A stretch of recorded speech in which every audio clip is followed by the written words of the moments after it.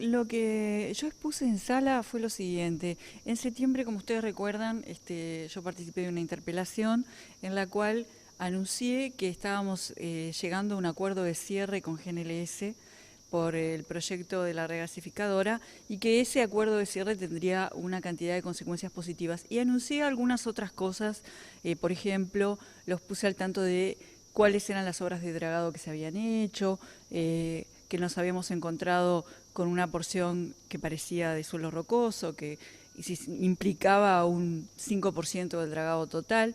Y lo que hice ahora fue confirmar una cantidad de cosas que yo había anunciado. Bueno, ¿qué pasó después? Efectivamente el cierre sucedió, el Estado cobró la garantía de 100 millones de dólares, que en ese momento era una posibilidad. Vine a decir en el Parlamento que el Estado lo había cobrado. La garantía soberana quedó sin efecto inmediatamente. No está más en efecto la garantía soberana ni ninguna garantía de UTE. El Estado no perdió. Por el contrario, hay un balance positivo de alrededor de 50 millones de dólares en el peor de los casos. El balance de la empresa Gasallago del año 2015, todos los balances son públicos, el de 2015 está siendo auditado y estará publicado cuando se termine esta auditoría, que es usual. Eso por un lado. Por otro lado, hay una gran cantidad de obras sociales que yo había anunciado que se iban a realizar.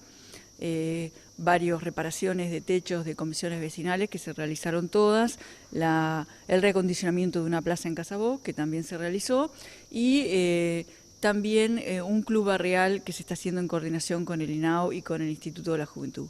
Y adicionalmente, como seguimos avanzando en este periodo de septiembre hasta acá en los estudios de geotécnicos, finalmente lo que mostré es que en esa porción de roca de 1.600 metros de longitud que había y que había impedido seguir dragando, esto estaba a 10 metros de profundidad, el dragado se hizo hasta 13 metros. Bueno, vine a comunicar que de 10 a 14 metros no hay roca, es arcilla, lo cual es una muy buena noticia. Y bueno, creo que eso es lo que correspondía, que yo viniera a decir, bueno, lo que había anunciado, si se cumplió o no se cumplió y qué más cuestiones habían sucedido. En otro orden, en realidad, preguntas no me formularon ninguna, de alguna forma se repitió la misma posición que se había hecho, repitió la oposición, la misma posición que se había hecho en la interpelación de septiembre, y lo que traté de hacer fue aclarar en la medida de, digamos, la conveniencia para el país, la mayor cantidad de cosas que pude. Por ejemplo, que siguiendo la línea que marcaron el presidente de la República y el presidente de la Argentina en su reunión, tenemos técnicos trabajando en investigar posibilidades de colocación de capacidad. Es un trabajo que es intenso, es arduo, no ha culminado. Y también estamos evaluando una gran cantidad de alternativas.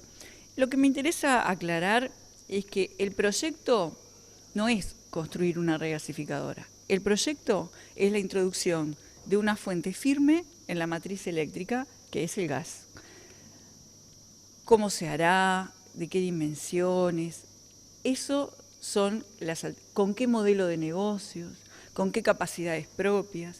Esas son algunas de las alternativas que estamos estudiando y que realmente no tenemos nada para informar porque no son estudios que se hagan en 2 días, y en el estado actual de la energía en el mundo, las cuestiones cambian casi semanalmente y nosotros tenemos que tener la seriedad de tener todos los elementos para tomar las decisiones correctas. No tenemos ningún plazo perentorio, eso es importante aclararlo también, y bueno, eso fue todo. Ahora, la falta de respuestas, como dice la oposición, ¿es por temas de confidencialidad o porque no hay certezas todavía de qué manera se van a ejecutar? Primero, que no hubieron preguntas, hubieron opiniones y bueno, no sé, referencias a artículos de prensa. Eso por un lado.